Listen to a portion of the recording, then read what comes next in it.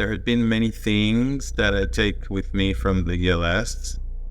First and foremost is a very strong sense of connectedness and being a part of a tribe that is making a big effort to stay with all the challenges and all the devastating things that happen in reality and try to create a better version of reality, a better version of how do we live here on this planet, how do we care for each other and see the best of each other. So this is more as a spirit-wise or philosophical terms of what I take with me from this convention. It's worth to believe in people, and it's very accessible to do good things. If you have good intention and you're willing to work with friends, that's something, in these times, just to hear that, to feel that. Meet the people who make Burning Man happen. Around the world. Dreamers and doers. The artists, freaks and fools.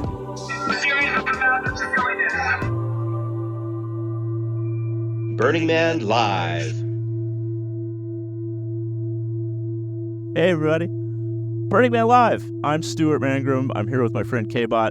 Both of us just got back to our respective homes in various parts of North America from the other side of the wide Atlantic Ocean, actually from the not too sunny shores of the Baltic Sea in Tallinn, Estonia, for Burning Man's 7th European Leadership Summit.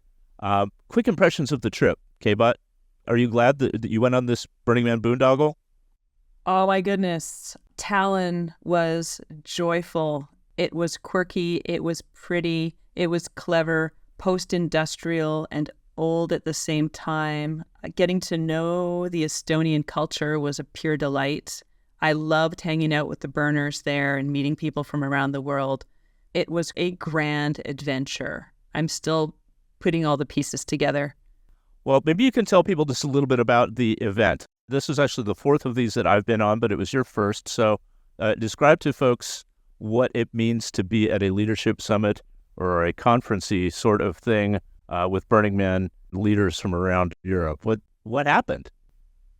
Well, it's funny because before I went, people asked me, what do you mean you're going to a Burning Man conference? That sounds so conference-y. I didn't know that was a thing. We just get together and we talk about what we do and we talk about what we learn and then we celebrate together. It feels very Burning Man, but it's also very structured and very formal, and there are plenaries and breakout groups and little workshops and things like that.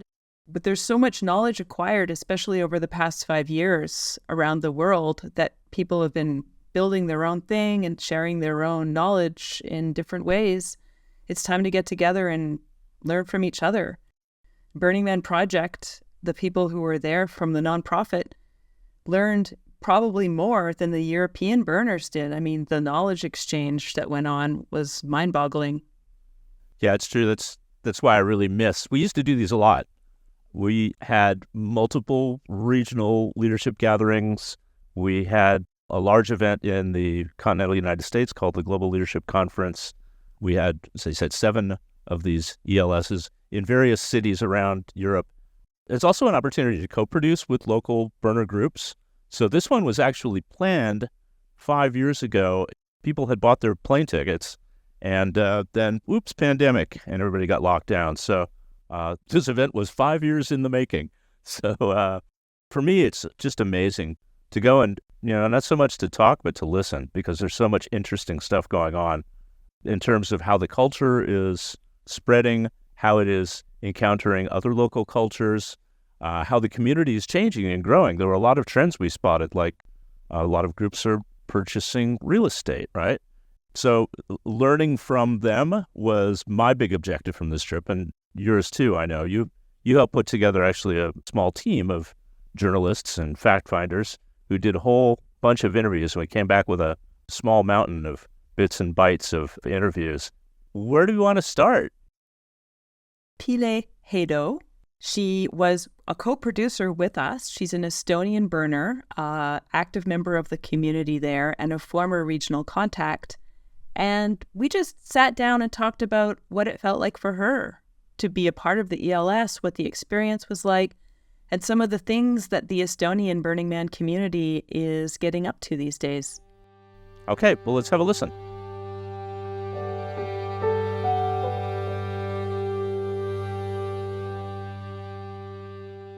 ELS experience here in Tallinn was definitely once in a lifetime, absolutely uniquely mad and inspiring and exhilarating, and all the words that I cannot even at the moment come up with, because it was just incredible. It was basically playa magic happening in our own very homes, and that was such a rare and exceptionally awesome event that it was just evident when you looked around the room at any given moment how much energy it gave to everyone and what it actually meant for the local community here as well. It's incredibly important to have these face-to-face opportunities outside of the big main event or even outside of regional events to connect on a different level and to facilitate different kind of conversations and to perhaps enable different type of networking. And that is exactly what ELS as an event represents. Just an opportunity to really talk about the in-between moments, the things that happen between the events, the things that happen outside of the playa in preparation or afterwards, and an environment that is basically driven by that same cultural creativity and that same amount of energy that you would actually witness during these events, but in a different type of setting. And I think that's hugely important, especially for smaller communities that perhaps don't have that much exposure to bigger events. Not many have even been to the Big Burn and don't even realize that it's not the most important thing, but it's how do you manifest that culture and how do you actually bring that culture to life within your own community. And for that, ELS is hugely important. The significance of Burning Man as a global culture cannot be understated when unpacking what it actually brings to life, again, outside of Burning Man. It's the play, it's the creativity, it's the most natural state of things in the most crazy and enabled and supported way, where people actually take responsibility but are allowed to express themselves. I know there's a lot to unpack when you actually look into all of the principles as such as well. It's a bit difficult to explain that, but I think it really becomes alive outside of Burning Man. But you need Burning Man as an event and Burning Man project with all of the people who enable that to keep it alive, like guardians or someone who nurtures it as well, so that everyone else knows what they're actually keeping alive. Burning Man for me means being able to play like any adult should and could. So that endless amount of possibilities, but not reckless. And I love that. It's just very liberating being in that space and seeing how other people can unlock their ways of play and creativity and all these incredible things that make us human in that space that's facilitated by these principles. And I absolutely adore that. The Estonian burner community has close ties with their Baltic neighbors. There are strong groups in Lithuania and in Latvia. There's a strong burner presence across the Cool Sea over in Finland, but also very close with the Nordic burner community, which is the home to, I think, one of the most interesting Burning Man regional events in all the world. It's in Sweden. Currently, it's called the Borderland. And I find it fascinating because they've really not modeled themselves after Black Rock City and after the way Burning Man Project does it. They've created a super flat, non-hierarchical organization, very unbossy, as they like to say in Scandinavia. Who did you talk to from the Borderland, kbot? I spoke with 3 participants. Of course, because their governance structure is flat, I'm not going to refer to them as leads, but they're all very involved with this event. Right. I spoke with Linus Höök, Britta Kronacher, and Caroline Bergmann, all of them delightful. They told some fantastic stories about the land itself and the history of the land that they now own in Sweden, which they have kind of a land stewardship plan over the next few years and a fascinating membership structure where anyone, even you, dear listener, can become a member of the borderlands in order to be part of this land and participate in experiencing it.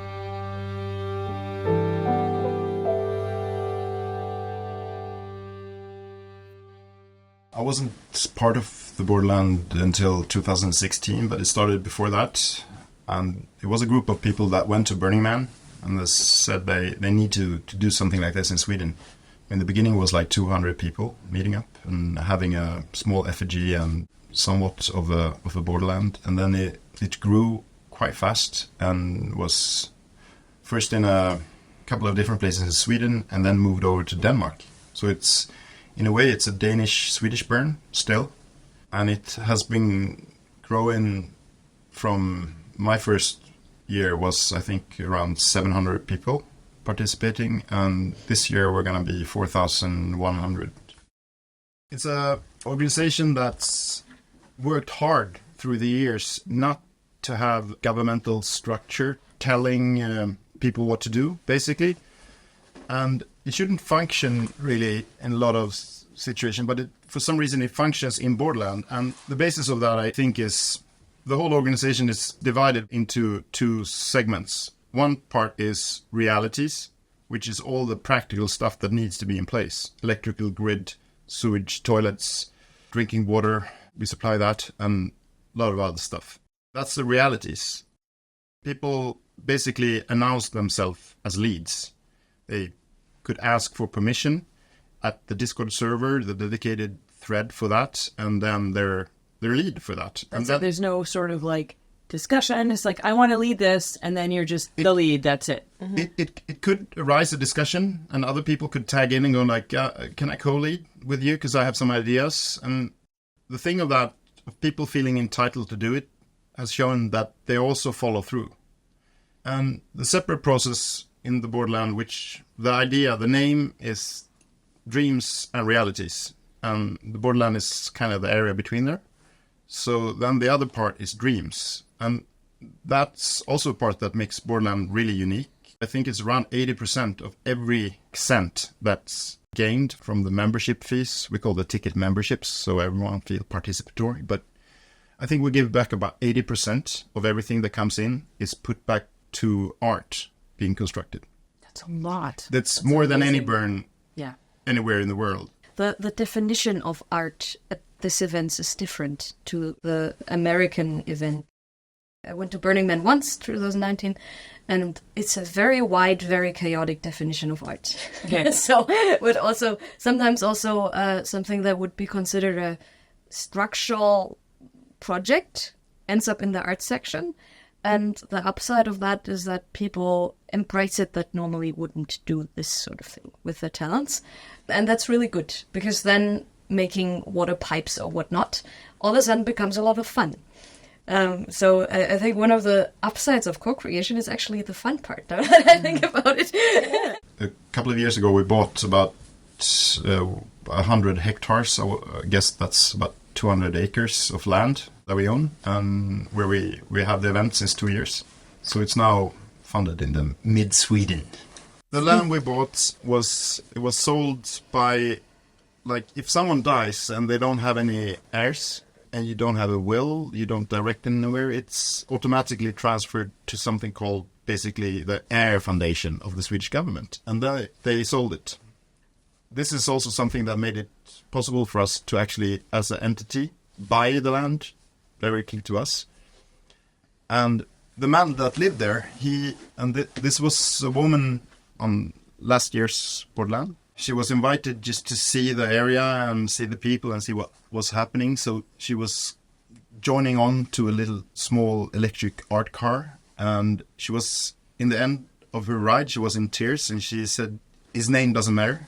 But the son of the people that in generation had owned this land, he was the only child. And he grew up and he had so many dreams of traveling the world. He really wanted to leave this really small village and the farm and to travel the world. But he had really, really strict parents, and they never allowed him to leave the farm. And he lived there all his life. He had no kids, and he stayed there. And then he died on the farm, and he had no heirs, and it was given away.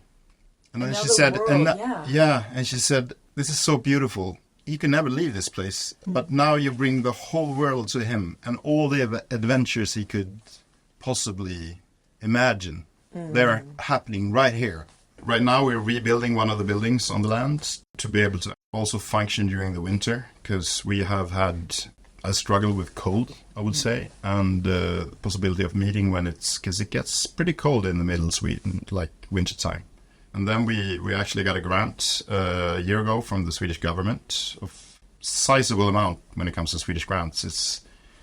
Would be around $150,000 to create a participatory culture as an experiment from the Art Council of the Swedish government. So what we're working with, part of that money is dedicated to just building a year-round meeting area.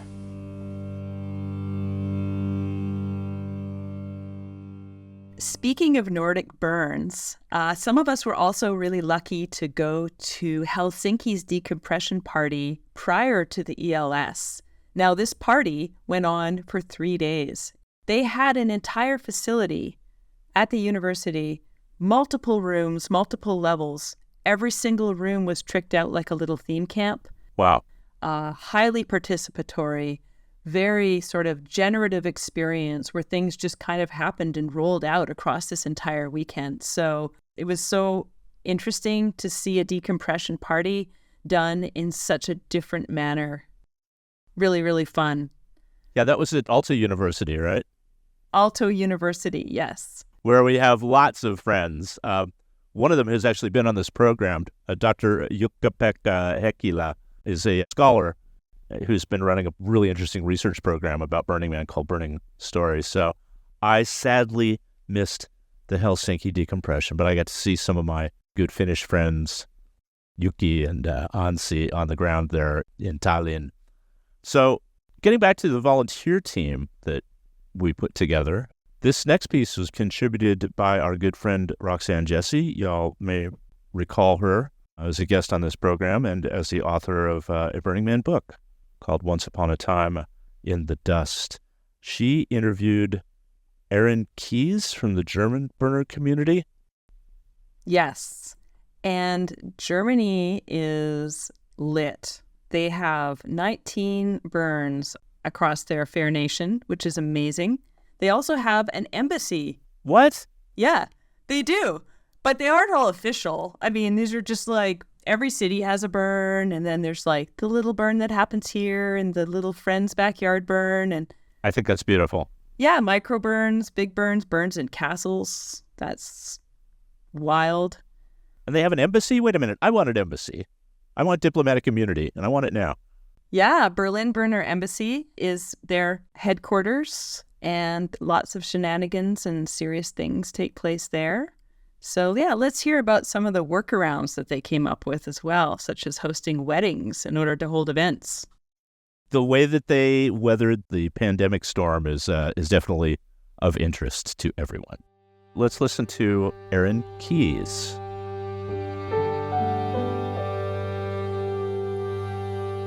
There are 19 burn events in Germany, which is really a lot. This is a result as well of a lot of big cities in Germany. You kind of congregate communities, I suppose. The Berlin scene have theirs. We have a couple of burns just out of the Berlin scene. So we have like our two that we do. We have Kiez burn, which is the biggest one, which is 1,000 people. We have Ponyhof, we've got ZBB. There's a variety of different burns just coming out of Berlin, which is, I think, a result of the significant social scene that comes from there and the different groups that are kind of connected to each other. But yeah, there's a Munich burn, there's a Ham burn, there's a burn that happens like on the western side, which is Failed Teleport Experiment. I know that there's 50-50 that happens on the west side as well. And I'm not sure about all the others. I can't even label them all myself, but yeah, there are 19. So we were like a small kingdom. It's like a small federation, I suppose. There's a burn for every taste. Yeah, there is. The Burner Embassy was a really nice space to be during COVID. They kind of had smaller gatherings there, and there was like an outdoor area that we were able to hang out in. I think in terms of the Berlin burn scene during that COVID time, the lockdown, I suppose, or the lockdown time was really a time where there was just small groups of people that were wanting to feel inspired and initiate projects out of this. Our small one that we did was definitely conceived out of COVID times. We definitely wanted to reconnect with people, and our small event kind of came out of that, which it was a bit funny how it did come about, because basically Germany had very strict regulations about what kind of events were allowed during that time. And we kind of had a little workaround where they said that if you have like a wedding or a baptism or a funeral, you could actually have the event and you were actually allowed to have a slightly more people. So we kind of took these themes. So we had a wedding and everybody got married. And the following year we did a baptism and everyone got baptized. So we kind of like found ways to bring people together, kind of hack the system a little bit, I suppose. But I mean, by the time the events actually happened, we were allowed to have the amount of people that we had. So we weren't civically irresponsible. But we still kept these themes. And I think that the wedding, the baptism, the funeral, like these events were directly a result of our lockdown times together. And that's kind of how COVID, I would say, brought people together during that time. Burning Man came from such humble and small beginnings, and it's grown to be such a huge community and a huge global effort. And actually coming together, all these leads made it feel that it's not so big, that it's accessible and it is small. It is small, but it's big at the same time.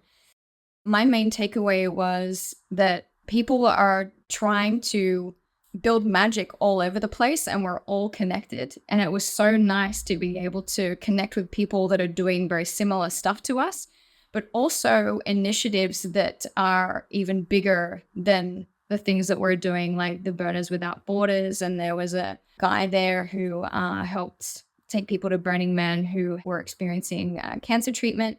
So acknowledging also that this culture transcends beyond like these small parties that we do, that it is part of a bigger network and it's also contributing positively to so many people's lives.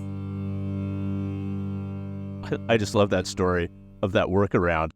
So very German to be able to work inside the rules technically, but be breaking the rules at the same time. I love that. So where are we going next on our little It's a Small World tour of European burner communities, kbot? We're going to Portugal. Ooh. It's a nascent community, some expats, some Portuguese, and they have started an event. So our friend Hippie Trap Steve spoke with Vinegar Joe from the Portuguese Burning Man community about what they're getting up to. Vinegar Joe, that's such a classic Portuguese name. Actually, Joao, I think is how it's pronounced. Anyway, let's hear it.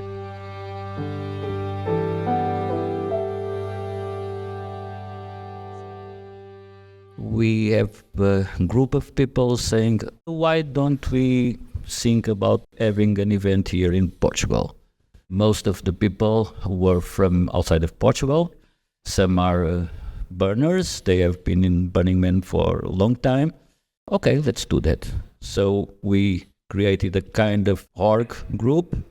We start gathering this small group for weekends and things like that, making a small burn of things and exploring all the ideas to create the event.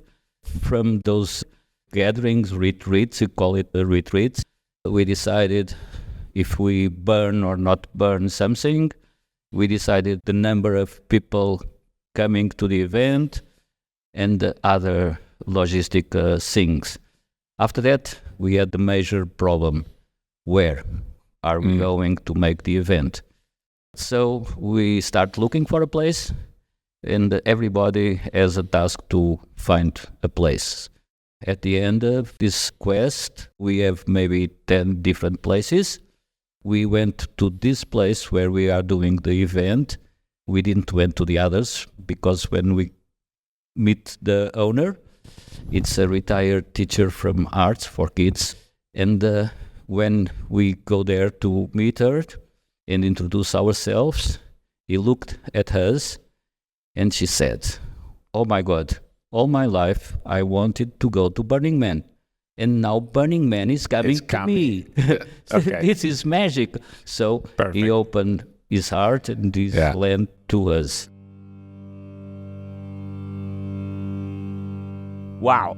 All this whipping around the continent. I'm getting, not jet lag, I'm getting bus lag, I think. Actually, I'm having a flashback to my youth.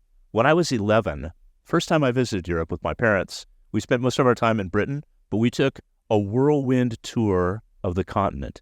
It was 7 European capitals in 5 days, led by a very, very bossy tour guide named Ariadne. And I'm feeling like that again. It's like, wow, where are we going next? We're going to Romania? I don't think we went to Romania on that Cosmos tour of the continent. Well, that's because you did your tour in 1972. I don't think you could go to Romania in 1972. Wait, wow, you're doing math on my age. That's not cool. But anyway, you're right. It was behind the Iron Curtain. We couldn't even go to East Germany. We just had to go to Bonn, was the capital of Germany back then. Wow, I am old.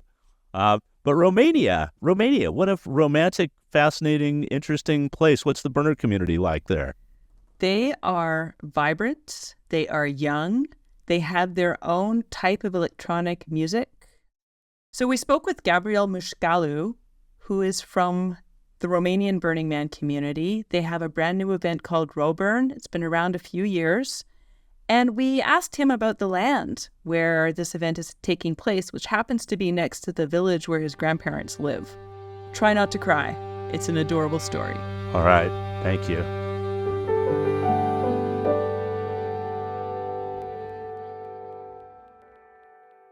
First event was like a meetup. We found a hub, an industrial space, similar with this one in Tallinn. And the building had several floors, and there were a lot of artists on each floor.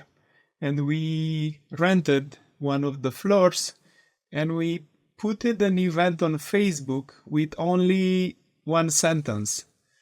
We are here to spread the Burning Man culture.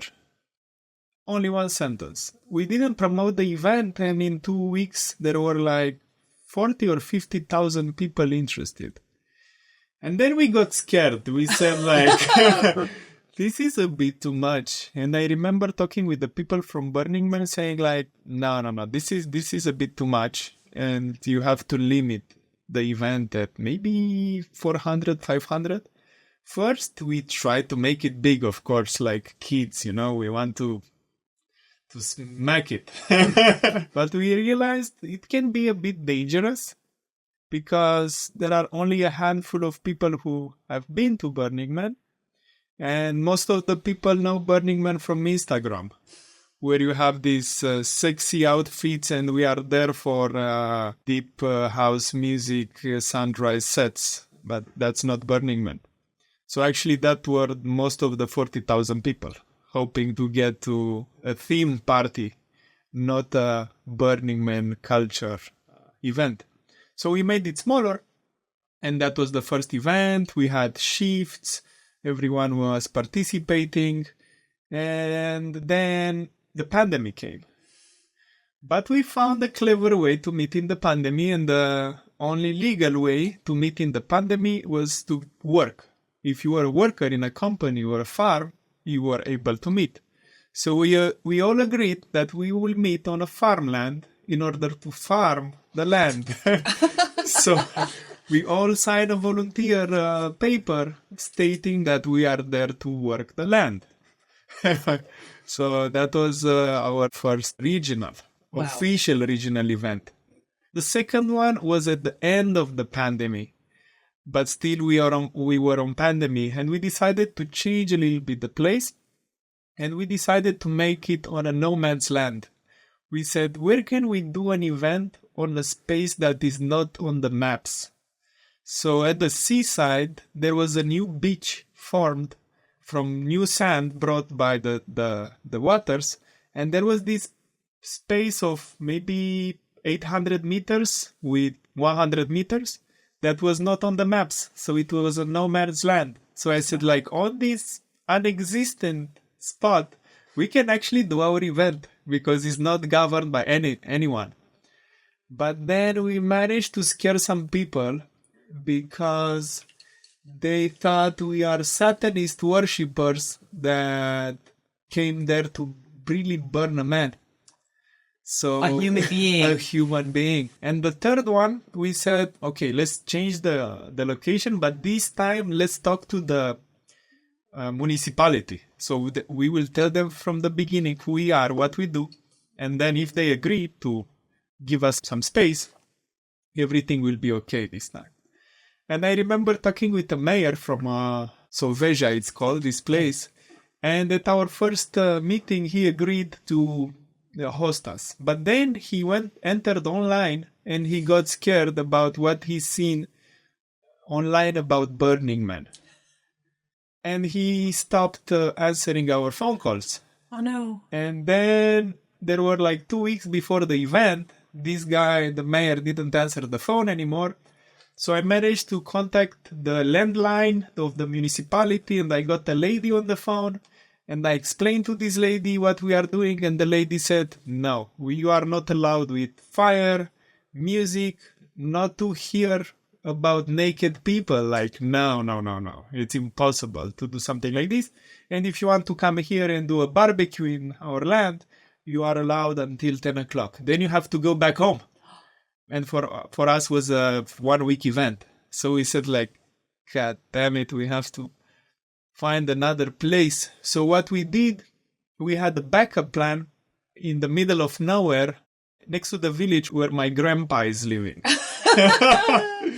So I said, well, this village has only 8 families that are still alive. They are mostly in their 90s, 80s, 70s. And no one is going there because everybody from the young generation usually goes abroad to work. This is a phenomena that happens in Romania. The villages get deserted, like ghost villages. So this is actually a ghost village. And next to the village, it's a huge land with a forest that it's free. So I said, like, if we go there, no one will say anything. So we said, this is the backup plan. Let's go there. So we went there. And it was amazing.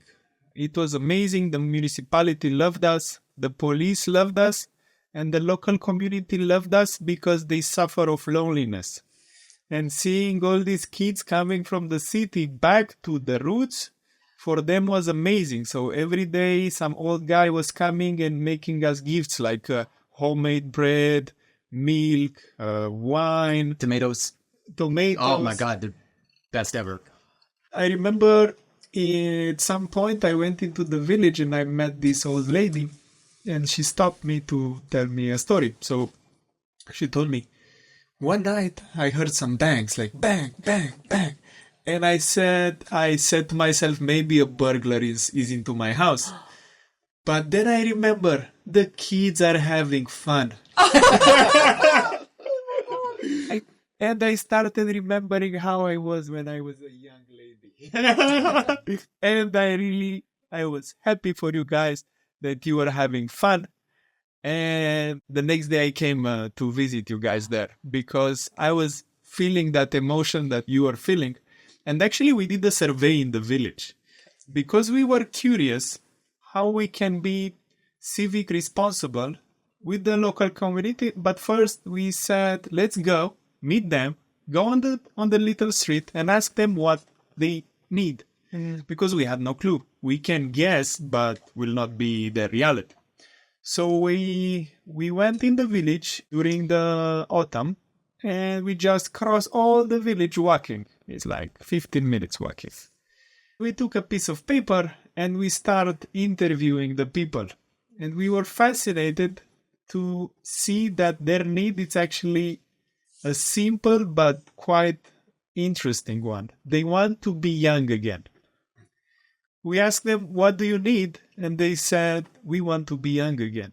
Our negotiation, let's say, with the mayor was interesting because after the event, I was in his office to ask him what is the feedback, the police, I want to know his opinion about us. And he told us that he doesn't understand the name because the name is raw burn. He wants to know our intention. Do we want to burn the country? Because he heard about a guy from another village that knows English, that they translated the name for him and means burning Romania, like Romanian burn. And he was curious to know what is our mission. So I said, like, okay, let's start with the history. And then I started the history of burning and burning the men on the beach. And then people had to move to the desert and everything, and the mission and the principles. So the mayor finally got it from the beginning, and he said, you will have my full support. Whenever you want to come, just come. This valley is for your event once a year, and we don't want something in return. Burning Man started with the fire. For me, that it's a strong ritual, and it's a harmonious ritual, and it's true. And then you have the gifting, because someone built that fire. Someone made it with no expectations.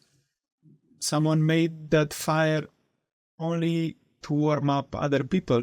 So from this idea, everything grew exponentially. But that's the essence. Creating something for you and for others, and expressing yourself through your creation. And that can be in all the direction magnified. Again, maybe some people along the way started to see it differently. Like instead of gifting something, they started seeing as gifting to their ego. But the base is creating something that you want to give. Because if you start with this idea in your mind, all your time it's used properly, you will never be disappointed. Even if it involves a lot of work, working in the sun, smacking your fingers with a hammer, you will not say that you worked, you actually enjoyed it. If someone is seeing it from outside, it will say like, these people are crazy working in the desert. But in reality, it's something that creates you. It's like a thing that you create and creates you. It's like this beautiful spin.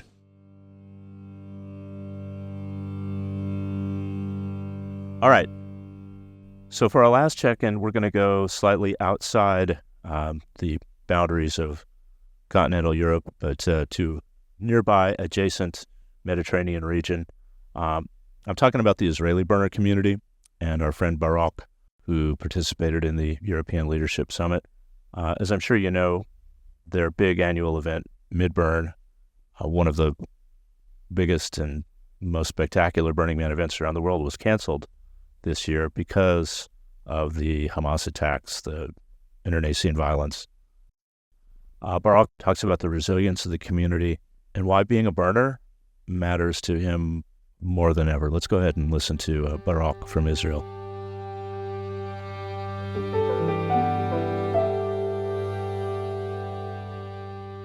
Let's start by saying that I'm basically from Israel, but I'm answering this question on behalf of my camp, which is an Israeli-Palestinian camp. So I think people in Israel and Palestine have been impacted in various ways and to various depths. So it's kind of difficult to express everything in here. The main issue is that it's very hard to meet people. In general, in Israel, some people are enlisted in the army. Some people have relatives that have been impacted by this conflict, this war, you know. So it's people are not everyone are like in mood for dancing and partying, and some people want the other way around. So they want to meet the tribe, they want to meet their camps or, the people they know from the tribe of Burning Man, but they want to do that in a context of more like in-depth conversation and maybe kind of supporting each other. We had one event here of Midburn community, which was more into like, we did do art, we did do some music, but it was more kind of chill, relaxing music of kind of being together and talking together instead of really hardcore raving style. With regard to my camp, it's really hard to meet people. Palestinians are not allowed to leave the West Bank nor Gaza freely because of the war situation. Everyone found that outside of the borders is considered, a fighter, a terrorist, whatever. So they cannot come and visit us in Tel Aviv or Jerusalem. And at the same time, we cannot, like the situation in the West Bank is very uptight. People are very nervous and there has been some violent attacks over there. So me and my family and people in my tribe don't feel so comfortable visiting the West Bank these days. And of course, there's nothing to be said about Gaza, it's totally war zone right now. So it's inaccessible completely. And within that, we're trying to be good friends. We're trying to stay close and connected and to see how we can be there for one each other, maybe in actions or at least, in hugs and words. That's also something in these times. There have been many things that I take with me from the ELS. First and foremost is a very strong sense of connectedness and being a part of a tribe that is making a big effort to stay with all the challenges and all the devastating things that happen in reality and try to create a better version of reality, a better version of how do we live here on this planet, how do we care for each other and see the best of each other. So this is more as a spirit-wise or philosophical terms of what I take with me from this convention. It's a very strong sense of it's worth to believe in people and people are doing good things and it's very accessible to do good things. If you have good intention and you're willing to work with friends, that's something, in these times, just to hear that, to feel that message. And at the same time, I'm also a parent to 2 kids, so meeting other burner parents and people who deal with how do we bring those values or principles, if you like, that we believe into our families, into our daily lives. And of course, regarding the situation here in Israel, Palestine, and in Midburn community, so I didn't come with a specific question I want to ask the global community because this is a very local thing. And at the same time, seeing that there are so many issues reflecting here and globally. What happens here is extreme, but it's very similar to other things that are happening around the world. And knowing that there are people around that I can talk to and consult with, it was something that strengthened me.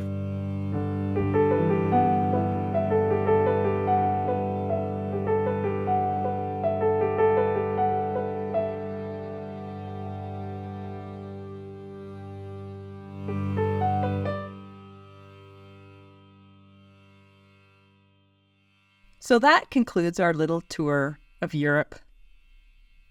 Stuart, what was your favorite moment at the ELS? Caraway schnapps.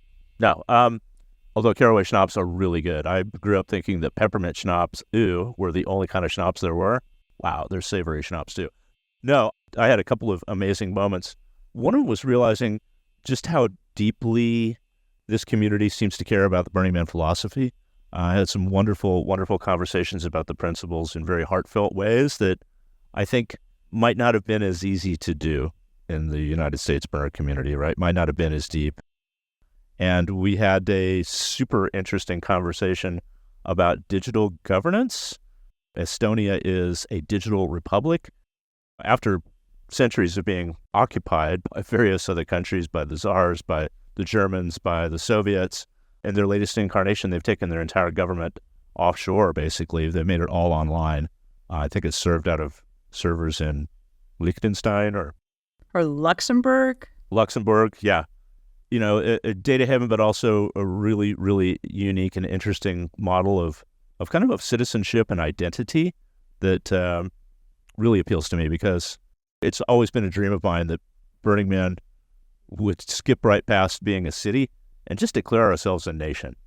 Frank Zappa said all you really need to be a nation is a beer and an airline, and I think we've got both of those. So that was a fantastic, fascinating conversation. I met a lot of really, really smart people who know a lot about how to create online identities, identity systems, and anyway, that's the beginning, I think, of a long and interesting conversation. So I want to thank everybody who made this episode possible. I want to thank you, kbot. Thank you. You're so welcome. Thank you, Roxanne, Jesse. Thank you, Hippie Trap Steve Mann from Shouting Fire. Thanks to Pille and Evo and the Hedgehog, all of our friends in Estonia. And thank you for all the saunas. And that's how they pronounce it over there. Sauna. So many saunas. And so necessary, too. Thank you, Paradox, and the production team from Burning Man Project. Thanks, everyone who showed up and made this such a fascinating event. And yeah, thanks, Larry. I think you would have liked the Caraway shops.